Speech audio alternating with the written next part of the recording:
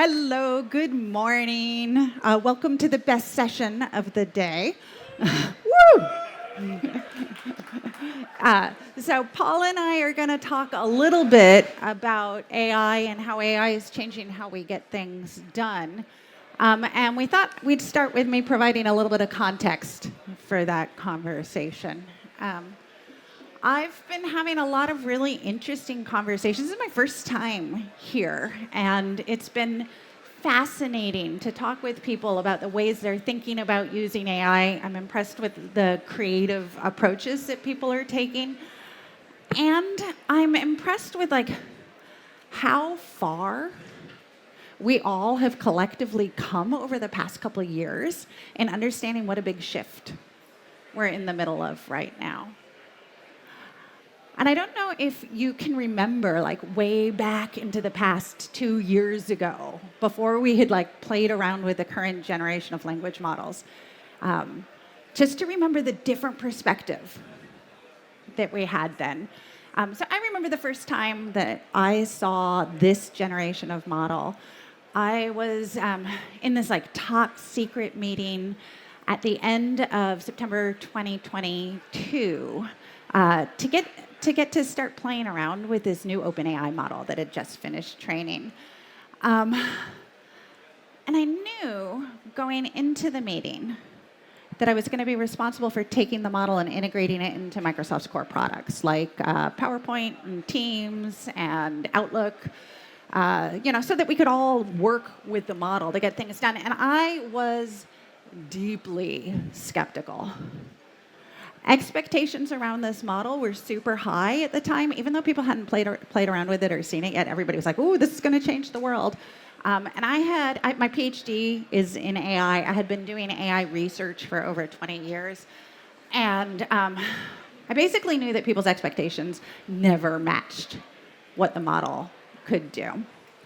So I'm in this dark, windowless conference room on Microsoft campus. And I go in and I'm deeply skeptical. I've got my arms crossed and I'm looking around at people. Sam Altman's there, who's the CEO of OpenAI, along with some of the Microsoft leadership like Satya Nadella and our CTO, Kevin Scott.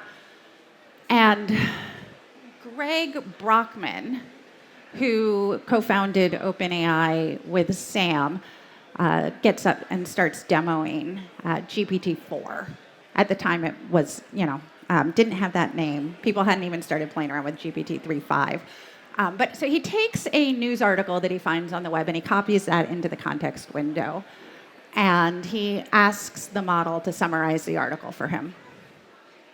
And this is something actually that language models were just starting to be able to do, a little bit of this abstractive summarization, where it wasn't just selecting text out of the article, but could actually start talking about what was happening there. And so people were like, "Ooh," and I was like, yeah, okay, that's the thing that gets people excited and then doesn't end up going anywhere. And then Greg started playing with the model. And he was like, okay, take this summary and make it into a poem. And then he was like, okay, let's change the rhyming scheme of the poem. And I didn't like one of the lines, what it said, so I asked for it to rewrite that line. And it became clear, as we were sort of iterating and playing around with the model, that this was fundamentally new behavior. The model was able to maintain context over time, and it was able to handle ambiguity. So a good example of something a language model couldn't do 2.5 years ago. You couldn't ask a model to write a sentence where every word started with the letter G. And that was really hard because what it does is it basically requires maintaining constraints over long text sequences. And so that's hard. But this new model, you could actually ask it to do that. And what's more is I was like, oh, let's write a sentence where every word starts with the letter G about Microsoft. And there's actually conflicting instructions in there. It's hard to write a sentence about Microsoft when you're not using the letter M. And so the model actually understood how to do that and broke the rule. So it wrote a lovely sentence with the letter G and the word Microsoft. But then it could also actually handle iteration. And so I asked the model, for example, to actually have every word start with the letter G.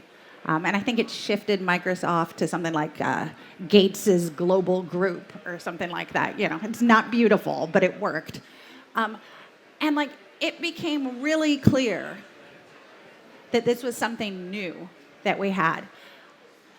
And so I'm driving home from this meeting, knowing that I'm going to get to figure out how this integrates into our products, and I honestly couldn't make it home.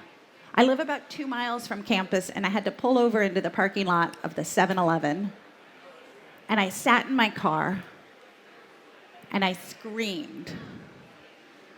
And I've told people this story sometimes, and they're like, "Why did you scream?" And it's actually hard to remember that mindset from 2.5 years ago. But do you remember the first time you saw a large language model and like what a world shift that was? I was like, the whole world is gonna change. And I'm like, and nobody knows it yet. You like watch people filling the gas in their tank and it's like, you guys have no clue what's coming. And yeah, we spent the next couple of months working then on creating what is now M365 Copilot. And when I'm not actually particularly good at identifying technology. It's just I'm a scientist. I've been working with technology for my whole life. But I'm not particularly good at identifying these sorts of changes. I don't know if anybody remembers the first time they saw the web. A lot of you were too young. But yeah, I remember too. I was in this kind of dungeon of a computer science lab at my undergraduate institution, and this guy calls me over and he's like, "Jaime, come check this out." And he shows me my very first web page. It was through the Lynx browser. I don't know if anyone's used that. Yeah, it's entirely text-based. You have to like tab around between the different links and hit return to follow them. And I did not scream. I thought it was really lame. I fortunately didn't think the guy was lame. We're actually now married and have 4 children. It might be why I remember this story. And I came around on the web, but it took a lot longer. It was sort of less obvious. And actually, that shift to the web is related to the AI shift that we're in the middle of right now. The web is what allowed people to create content at scale. And like search engines were one of the first things that allowed people, actually the first AI application that we really used at scale, that allowed people to start to take that information on the web and make use of it. And language models are essentially the next step in that, where we're taking that information and being able to start synthesizing over all of it and derive new insights from that data.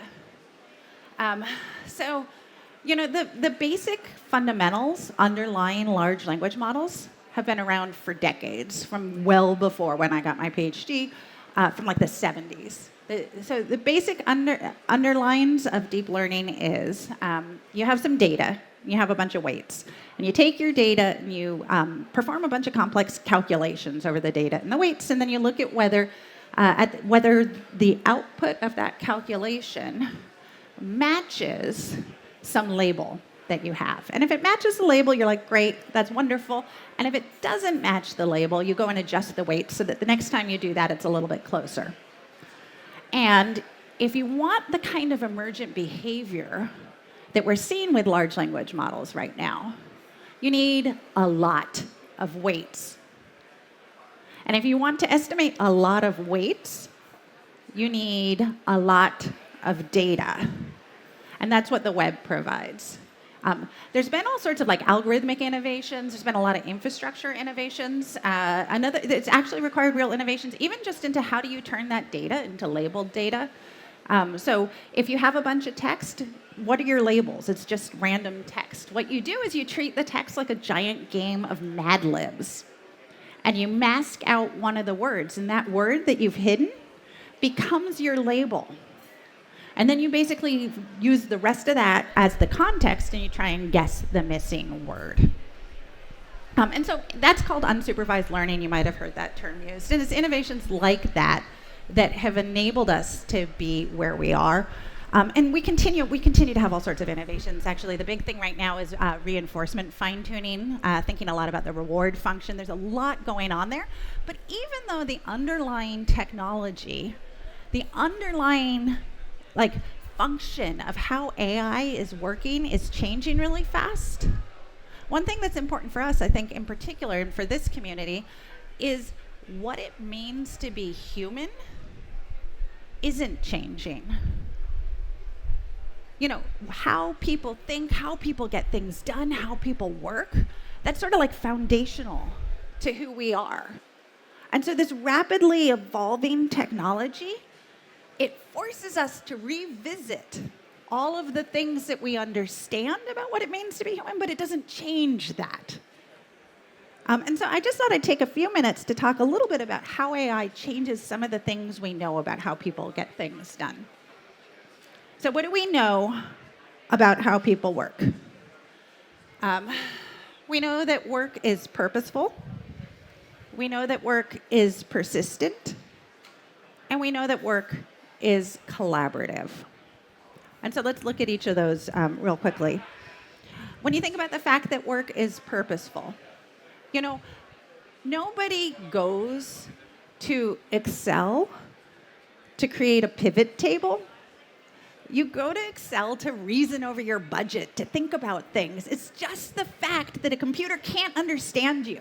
The fact that you have to translate your intent into some kind of actions that computer can understand that requires us to do that. With large language models, you can actually express that directly. You can go into Excel and say, I want to understand this budget. What is unusual about it? How does it match things that showed up before? And then what's interesting here, and so my background, I mentioned search a little bit earlier. My background is actually in search. I created new algorithms for personalized search. That's sort of what I did my PhD work in. One of the things that we know from search is that people have a hard time expressing their intent. You kind of think about, you go to a search engine and you just type in a query and you go find something. That's actually, that's great if you want to find the Facebook homepage again. Most of the intents that you have evolve over time and respond to the information you're trying to get. And one thing that language models can do is they can actually start helping you understand your intent or develop new purposes. So using AI is actually quite metacognitively challenging. To use it, you have to think about what you want. You have to translate what you want into an expression. You have to create a plan. You have to evaluate the results you get back. But that's when we're using AI like a kind of traditional computer. AI can actually also help us with that metacognitive work. It can help you understand and discover new intents. It can help you do the planning, and it can help you evaluate the content. So that's a little bit about purpose. I think persistence is a really interesting topic for this group as well. Microsoft came into existence as a document company, helping people create and persist knowledge over time. A lot of our interactions with language models right now are sort of moments in time. But we're starting to figure out what it means to look like to persist that knowledge that is generated through the natural language conversations we have with language models over time. And what's interesting is that knowledge is getting created via conversation. So it's sort of a different way of creating content. We actually see people using Teams, now that you can transcribe a Teams meeting and do stuff with that transcript. We see people scheduling meetings just for the purpose of creating a document. So you might meet and have a conversation and then turn that conversation into a document. We also see people creating content with the goal of using it for grounding future interactions. In many ways, people, sure, you go to a document and you will maybe get that document summarized for you. That is essentially the language model being grounded in that document. And increasingly, we're seeing people use search to ground an entire conversation over large sets of documents. So the way that documents still matter, but it's sort of the way that we're creating and then using those documents are changing to be more conversational based. And then finally, we know that large language models, we know that work is collaborative. And so when you think about how large language models change collaboration, it's really interesting. So everything we do essentially involves working with other people and getting things done with other people. But collaboration breaks down at certain places. A good example of collaboration breaks down via location. Part of the reason that we're all here right now in Cannes is because it's useful to be together physically and able to talk to each other. The pandemic was a great example of how technology can help us start collaborating over space. Collaboration breaks down over time. You know, it's hard right now that it's in the morning. It's hard to collaborate across time zones. It's hard if you're a morning person and I'm a night person for us to find good ways to connect. You can start seeing when people summarize meetings. It's a great way to sort of attend a meeting asynchronously. Collaboration also breaks down at scale. And this is something that I think you all think about a lot. Like, there's a lot of input and a lot of feedback and a lot of thoughts that people have about the products you work with or the things that you think about. Being able to collect that information and use it at scale is an entirely different thing. A good example of this is think about restaurant reviews. Right now, when you go to a restaurant review sort of traditionally, like, it's great that you can go and find hundreds of restaurant reviews. It's quite hard to go read through them and understand them all. And now what you're starting to see people do with large language models is actually take and synthesize those restaurant reviews so you can understand, like, oh, this restaurant is lovely, it's got a beautiful location, but it's very expensive and the food's not very good. And just imagine starting to be able to do that sort of scaled understanding of what people are doing in a way that is deeply productive towards the tasks that you're interested in. So all of these things that I've been talking about represent a really significant change in how people get things done. And it takes time to realize that change. So we're 2 years into that shift. It's really just beginning. And then in like 10 years, we're going to look back in this moment. I actually encourage people to go write down how you understand this moment and what you think is coming. Because 10 years from now, you're going to look back and there's going to be so much that is obvious to future us that we just are muddled and don't understand right now. But we know the change is coming. This is a big moment. This is like something we all should be screaming about. We know the change is coming because even only 2 years into the shift, we're seeing real changes in what people get done. So when we first released Copilot, one of the things Paul and I were just chatting about right before this session was how much we're all in a process of discovery right now. And we're all figuring this out. And one of the things that was really interesting, when we first did the early access to Copilot for people, our customers understood this. And they understood that we didn't know the answers to how things were going to work.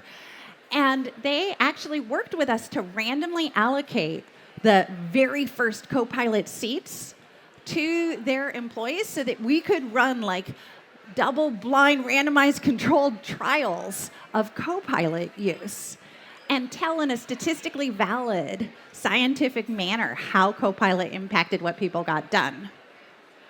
And what we saw was that when people use Copilot, they create 10% more documents.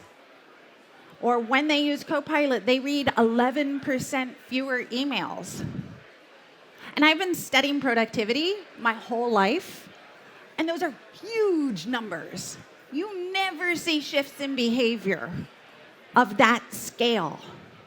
And we have been seeing you see that, we'd been seeing that stuff in laboratory-based studies where you would see sort of some sorts of behavior, but it's really something to see it in real world with the actual tasks that people are doing and getting done. But the interesting thing is that also what we're seeing is just people using AI in the stupidest manner possible. People are using AI to create more content, and they're using it to summarize that content.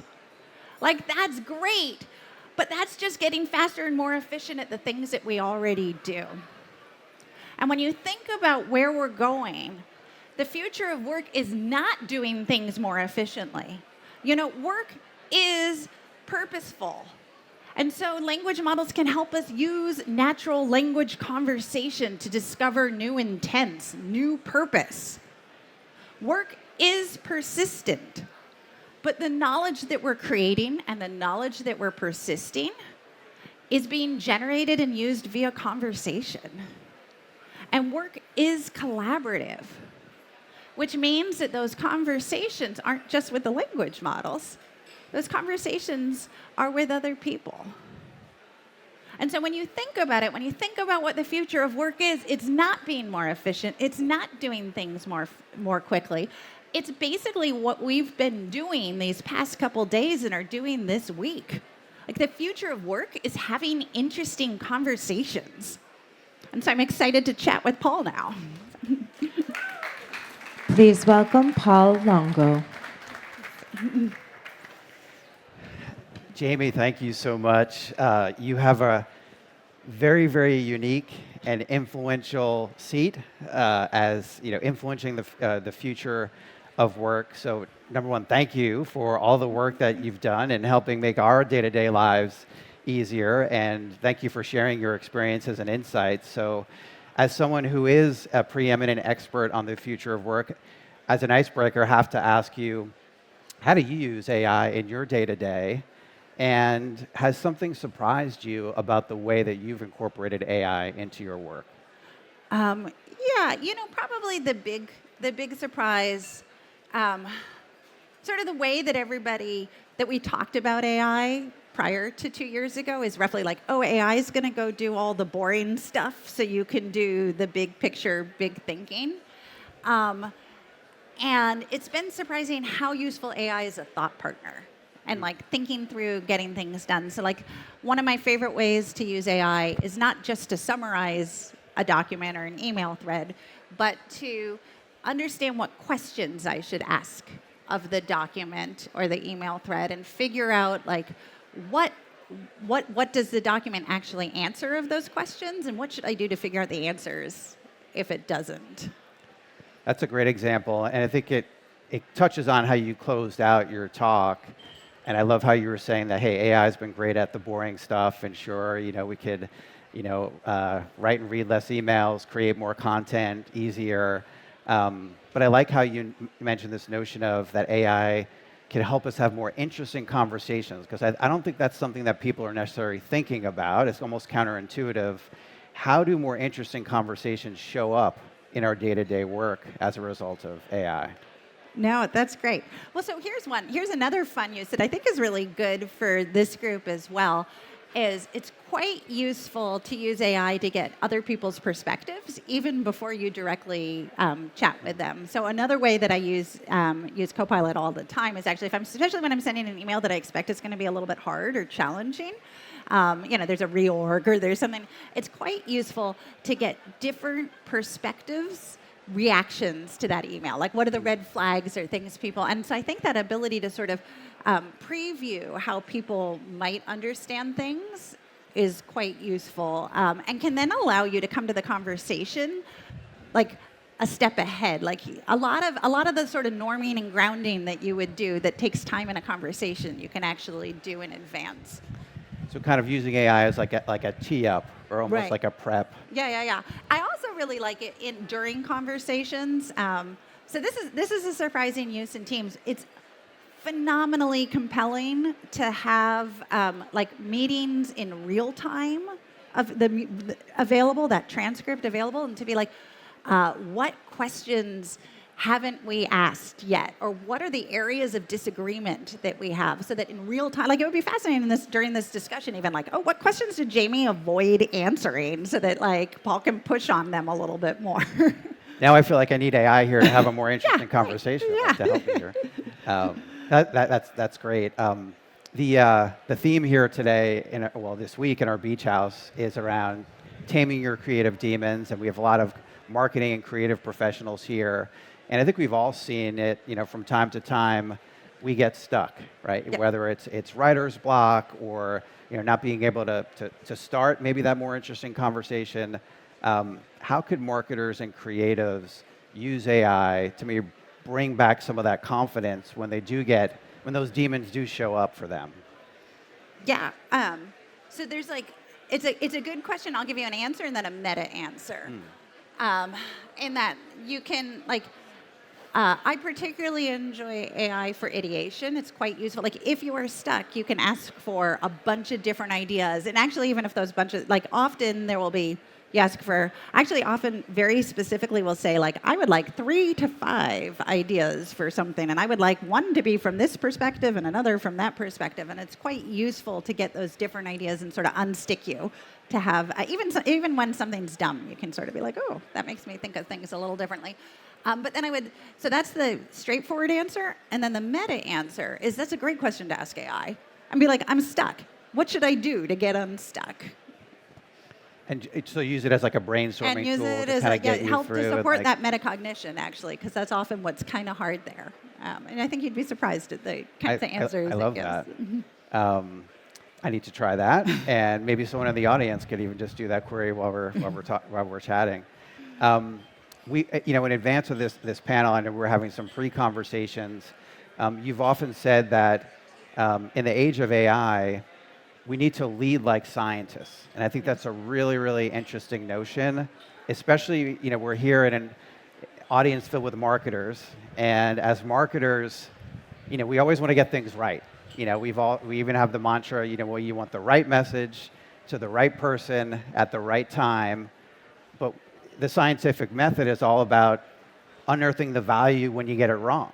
Right? So how, as marketers, how could marketers lead like a scientist Right. and close that loop between brand and consumer feedback? Well, I love that question. It's near and dear to my heart. And actually, especially it's near and dear because, like, oftentimes people think of like science and maybe marketing and talking about our creative demons as like being diametrically opposite. But science is like inherently a creative endeavor. It's about creating new knowledge and thinking about things in new ways. And the scientific process is a really well-established way for understanding new things, and in particular dealing with ambiguity, which we are all dealing with a lot right now. And like our kids all learn the scientific process in school, and it's useful to think about what is involved there. There's obviously a lot of like experimentation and how do you develop hypotheses and try things out. And exactly as you were saying, like a lot of that, the most interesting hypotheses are the ones that fail or don't turn out as what you're expecting. If it's kind of hard to publish a paper when you're just showing everybody what they already know. When you've actually got evidence that something sort of surprising or different, that becomes quite interesting. There's sort of 2 other aspects of the scientific process that are maybe worth highlighting as well. One is building on the state of the art. So there is no academic journal that doesn't contain a rich related work section. And understanding and knowing where things are is important. So taking the time to read and understand what the state of the art matters a lot. And then I would say the other one is publishing and the peer review process. And that's partly to be able to share out your ideas so other people can build on it, but it's actually very much to your point about sort of failing. It's about validation and being challenged and having people, try to poke holes and find what's wrong in what you're doing. You've heard that, marketers. We all have permission to fail now. We don't have to be right every time. We just need to learn and iterate. Speaking of marketers and learning, we've actually done some research here at Microsoft Advertising that has unearthed the fact that 85% of marketers that are using Gen AI feel more productive. Yet when it comes to creative tasks, only 1/3 of marketers are using AI for specific creative empowerment. How could marketers and creatives get over the hump in terms of using AI to empower them in their day-to-day? Interesting. That's an interesting question, and I almost like it's to have that big of a gap between people thinking it's providing them and they're not using it for sort of the traditional creative tasks probably speaks to the fact that the traditional creative tasks aren't actually the creative tasks. It's not like writing a bunch of text is the creative task. It's coming up with the ideas that underlie it, all the things we've been talking about, like challenging the perspectives, thinking about things in new ways. So So to some extent, that data may already reflect that people are doing unexpected things. And I would say that's certainly like the place to lean in are those new things. I think it's really incumbent on us. Actually, people get scared too about where we're going and are like, what does this mean and where are we going? And I think it's kind of empowering to recognize that we're actually shaping that. And it's our job to figure out like how do large language models actually enable our creativity and help us do new things. Because there's no question that is going to be the case. I like that. So from a creative standpoint, using AI to shape, right? So kind of lean in, shape to kind of tease out that creativity. You're using it, and also just feeling empowered. You're just like, we are shaping. Like it is your job. Look at your process. Look at your goals. What are you trying to do? How do you get there? And like maybe you had the same mistake when I was talking about how we don't go to Excel to do a pivot table. We go to reason over our budget. Maybe you're making that same mistake and you're like, but I don't know how to make a pivot table and I have to make a pivot table a lot faster. And instead be like, oh, I want to understand my budget and think and challenge my thinking in that space. And then be like, what does that look like? And what do I need to do that? It may be that it's different steps along the way that you're using. As someone who's brought a lot of invention into how we work and the future of work, I thought it was really interesting how you closed out saying that the future of work isn't changing. It's actually being revisited through a new lens. Can you unpack that a little bit more? Like, what does that mean? And how could what are the new glasses maybe that a marketer might need to see it through that lens? Yeah, and I think it's exactly what we've been chatting about just now, is that we really need to look at our underlying goals and figure out what those are, and then try to figure out how to achieve those goals versus try to achieve the steps. And so like, it's compelling to me when you think about intent. So much of how we go to a language model or how we try to get anything done is we're like, well, we think about this with computers in general. This is what I know how I want to get done. How do I go get it done? Versus like, help me understand what I'm trying to get done and think through that. And I think that's sort of the big shift. And we're not going to be able to figure out the new processes until we kind of get to that depth of what we're trying to get done. So lean in, dig deeper. Well, thank you, Jaime. This has been super insightful. I love just some of your interesting takes, which I think may seem counterintuitive, but I think really